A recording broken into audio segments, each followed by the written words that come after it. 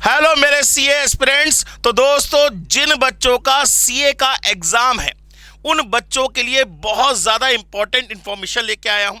मतलब एग्जाम वाले दिन आपको किन किन चीजों का ध्यान रखना है। एग्जाम माने जब घर से निकलेंगे तो आपको किन चीजों का ध्यान रखना है, जब आप सेंटर पे पहुंचेंगे तो आपको किन चीजों का ध्यान रखना है, जब आप एग्जामिनेशन हॉल में जाएंगे तो आपको किन चीजों का ध्यान रखना है, और जब आप एग्जाम देके आ जाएंगे तब आपको किन चीजों का ध्यान रखना है। ये सारी बातें, आपका ज्यादा समय नहीं लूंगा, ये सारी की सारी बातें मैं आपको समझाने वाला हूं इस वीडियो के अंदर। दोस्तों, ये वीडियो अगर आप देख लेंगे तो आपको इतना ज्यादा बेनिफिट होने वाला है कि आप कहेंगे sir thank you very much. तो आइए दोस्तों, सबसे पहले सीए एस्पिरेंट्स की बात कर रहा हूं। माने ये स्पेशल वीडियो जो है सिर्फ और सिर्फ सीए के बच्चों के लिए बनाई जा रही है। चाहे सीए फाउंडेशन का एग्जाम हो, चाहे सीए इंटर का एग्जाम हो, चाहे आपका सीए फाइनल का एग्जाम हो, ये सभी बच्चों के लिए एप्लीकेबल है। चलिए अब हम बात करें तो जिस दिन आपका एग्जाम होगा ऑन एग्जाम डे, सबसे पहले ध्यान से सुनिएगा, जिस दिन आपका एग्जाम होगा, एग्जाम वाले दिन माने आपका एग्जाम अगर सुबह है तो उससे पहले आपकी जो स्लीप होनी चाहिए, माने जो रात की नींद होनी चाहिए, वो प्रॉपरली होनी चाहिए। अगर आपकी रात की नींद सही से पूरी नहीं हुई दोस्तों, तो यकीन मानिए एग्जामिनेशन हॉल में आपके सिर में दर्द होने लगेगा। हो सकता है आप बैठे बैठे सो भी जाए या आपका दिमाग काम ना करे। तो इसलिए प्लीज बिफोर एग्जाम आप अपनी स्लीप को प्रॉपरली लीजिएगा, ठीक है ना। दूसरा point, don't be panic. Exam वाले दिन किसी टाइप की कोई टेंशन नहीं लेनी। चाहे आपने कितने भी चैप्टर्स करे हो या बाई चांस आपने एक आध चैप्टर छोड़ भी दिया हो, तो दिमाग में टेंशन नहीं रहनी कि अगर इस चैप्टर में से हुआ आ गया क्वेश्चन तो क्या होगा, इस चैप्टर में से आया तो क्या होगा, हाय भगवान क्या होगा। कोई पैनिक नहीं लेना। तीसरा point, think positive about your study. माने जो आपने पढ़ा है, जो भी आपने इन दौरान, इस एग्जाम के दौरान आपने जो भी पढ़ाई करी है, वो सारी की सारी ये सोच के चलिएगा कि पेपर सिर्फ उसी में से आएगा, पेपर उसके बाहर कुछ भी नहीं आएगा। ये मत सोचेगा कि ये आ गया तो क्या हो गया, ये आ गया तो क्या होगा, कुछ नहीं खुद सोचना है। आप तो बस ये सोच के चलिए जितना हमने पढ़ा है उसमें से हमारा एग्जाम 100% क्लियर होने वाला है, ठीक है ना।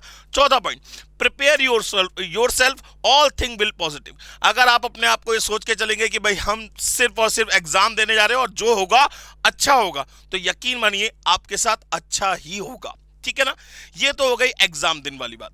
अब जब आप घर से बाहर निकलेंगे तो कौन कौन सी चीजें लेके जानी है, कौन सी चीजें लेके आपको नहीं जानी, ये बहुत सारे बच्चों का क्वेश्चन रहता है। तो मैं सारी चीजें लिख के लेके आया कि कौन सी चीजें लेके जानी है और कौन सी चीजें लेके नहीं जानी।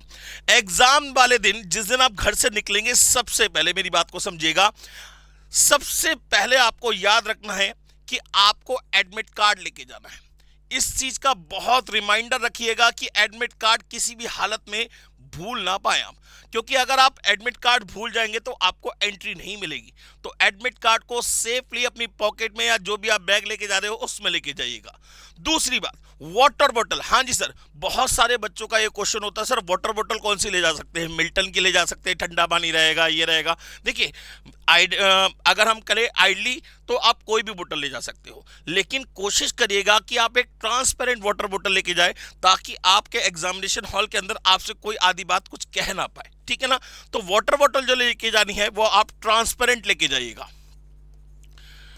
ठीक है ना। कैसे लेके जाएंगे, ट्रांसपेरेंट वाटर बोतल लेके जाइएगा, कोई टेंशन वाली बात नहीं है। तीसरा, टूल किट। टूल किट का मतलब यहां पे है आपको क्या क्या चीजें पेपर में ले जाना अलाउड है। पहला पेन लेके जाएंगे, दूसरा पेंसिल भी लेके जाएंगे, तीसरा रबर, चौथा स्केल, पांचवा शार्पनर, ठीक है ना, और छठा कैलकुलेटर। ये सारी चीजें आप लेके जाएंगे। अब सर दिमाग में एक क्वेश्चन ये भी आता है कि सर कौन सा पेन ले जाना है। पेन हमेशा आप बॉल पेन लेके जाएंगे, ठीक है ना, और वो भी कौन से कलर का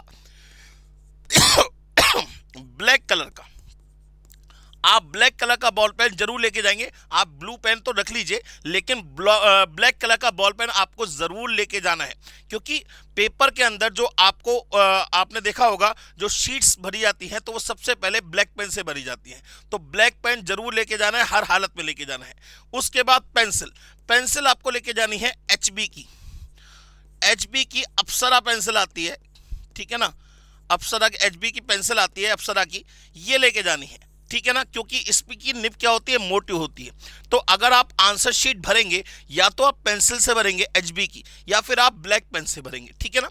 इसके बाद रबर लेके जाना है, स्केल लेके जाना है, शॉर्पनर लेके जाना है और कैलकुलेटर लेके जाना है।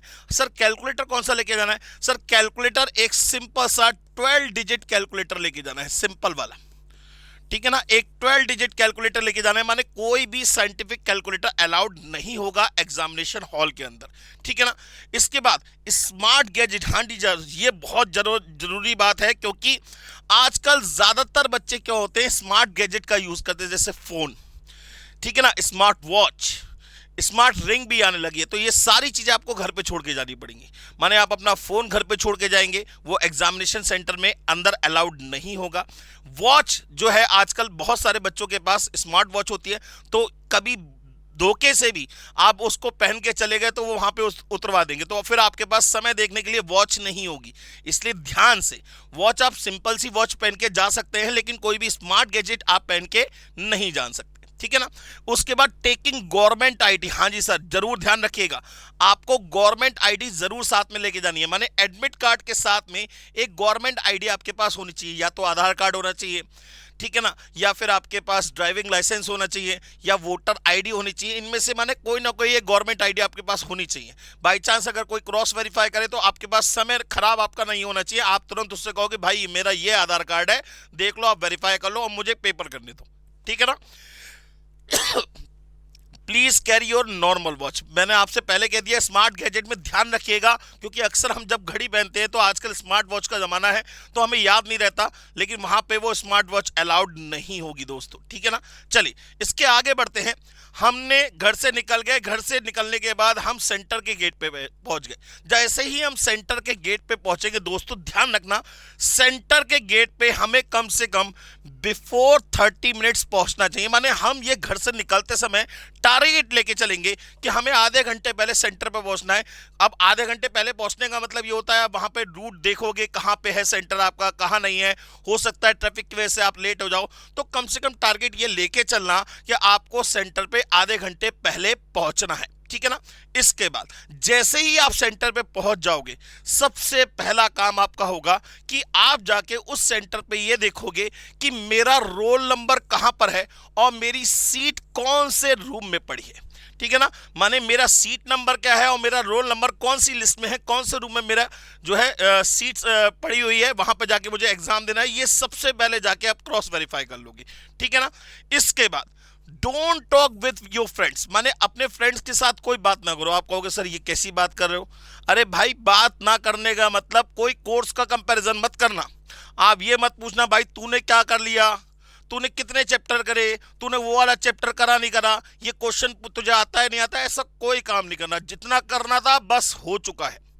कोई बुकलेट कोई कुछ मत लेके जाइएगा, जितना आप पढ़ सकते थे वो सब पढ़ चुके हैं, आप रिवाइज कर चुके हैं। गेट के ऊपर माने सेंटर पे आपको किसी टाइप का कोई रिवीजन नहीं करना। रिलैक्स रहिए, बिल्कुल आराम से सोचिए, पॉजिटिव सोचिए। अरे यार बहुत मेहनत कर ली मैंने। आप खुद ही सोचिए, जो चीज आप 6 महीने में नहीं कर पाए, जो चीज आप 6 महीने में नहीं कर पाए, क्या वो आधे घंटे में पॉसिबल होगी? नहीं। तो अपने फ्रेंड्स के साथ बात तो करिए, लेकिन किसी टाइप का कोई कंपैरिजन मत करिएगा, कोई स्टडी की बात मत करिएगा, तूने क्या करा, तूने क्या नहीं करा, भाई तू क्या करके आया, तू क्या नहीं करके आया, ये सब चीजें छोड़ दीजिए, ठीक है ना। रिलैक्स रहिए। उसके बाद no revision at the gate. Gate पे किसी टाइप का कोई रिवीजन नहीं करना। कोई बच्चों की तरह वो कॉपी लेके ऐसे करके घूमते रहते हैं, भाई मैं पढ़ लूं, हाय आधा घंटा रह गया, वो कुछ नहीं करना, हमें बिल्कुल कुछ नहीं करना है। जितना पढ़ना था हम घर पे सारी कॉपी किताबें छोड़ के आए हैं, अब हमें सिर्फ और सिर्फ एग्जाम में अपनी परफॉर्मेंस देनी है, ठीक है ना। इसके बाद stand in shadow at to avoid direct sunlight. देखिए भाई आजकल धूप बहुत पड़ रही है और आप सभी को पता है कि टेम्परेचर डे बाय डे बढ़ता जा रहा है, तो इस चीज का विशेष ध्यान रखें कि आप बिल्कुल धूप में ना खड़े हो। उसके आसपास, सेंटर के आसपास जो भी छाव की जगह है वहां पे जाके खड़े होइए, ताकि आपकी एनर्जी डाउन ना हो पाए। ये बहुत छोटी छोटी सी बातें हैं, ये आपको ध्यान देनी चाहिए। चलिए घर से निकल गए, सेंटर पर पहुंच गए, अब किसकी बारी है? अब हम एग्जामिनेशन हॉल के अंदर एंट्री करेंगे। जैसे ही एग्जामिनेशन हॉल के अंदर एंट्री करेंगे, सबसे पहले भगवान को धन्यवाद करना, हे भगवान तेरा मैं बहुत बहुत आभारी हूं कि आपने मुझे यहाँ तक पहुँचा दिया, और मेरी रक्षा करना, मेरी बुद्धि को इतना तेज करना कि मैं सारे क्वेश्चन का आंसर दे सकूं, मेरी बुद्धि वहाँ पे काम कर सके, किसी टाइप का कोई मेरे ऊपर प्रेशर ना आए। सबसे पहले भगवान को हाथ जोड़ के इस बात के लिए धन्यवाद देना। उसके बाद जैसे ही आप एग्जामिनेशन हॉल के अंदर एंट्री करेंगे तो सबसे पहले आपको क्या करना है, सबसे पहले दोस्तों आपको ये पता करना है कि आपकी सीट कहाँ पे है, और उस सीट पे जाके प्रॉपरली बैठ जाना है। ठीक है ना। सबसे पहले आप रूम ढूंढेंगे, वो रूम कहाँ पे, और फिर सीट नंबर कहाँ पे, अपनी सीट पे जाके प्रॉपरली रोल नंबर ढूंढ के बैठ जाना है। उसके बाद चेक फॉर अनफेयर मींस, माने उस सीट के आसपास ये चेक करना है कोई फालतू की चीज तो नहीं पड़ी हुई, किसी और की पर्ची पड़ी हुई हो, पता चला आपके ऊपर नाम आ जाए, तो चेक कर लीजिए आसपास, ऐसे झांक के देख लीजिए कि कोई पर्ची, कोई स्लेब, कोई कागज का टुकड़ा, कोई फालतू की चीजें तो नहीं पड़ी हुई है। ठीक है ना।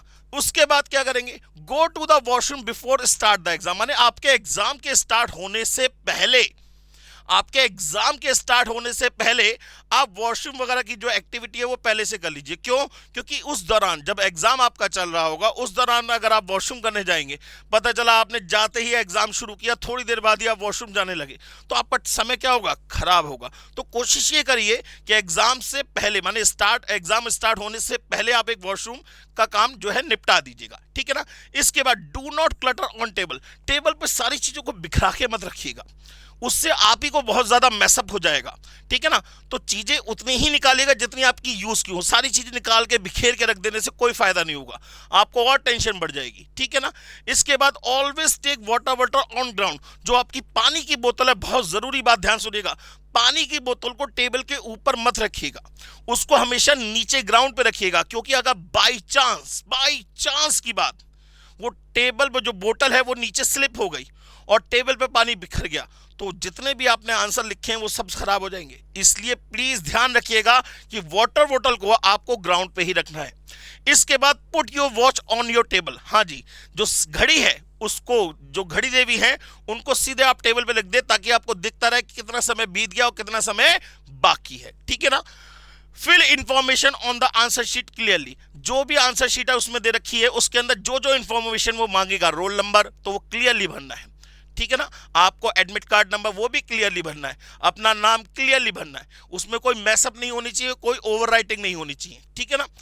राइट विद पेशेंस, जब भी आप एग्जाम लिख रहे हो बहुत तसल्ली से, धैर्य से लिखना, जल्दबाजी की कोई जरूरत नहीं है।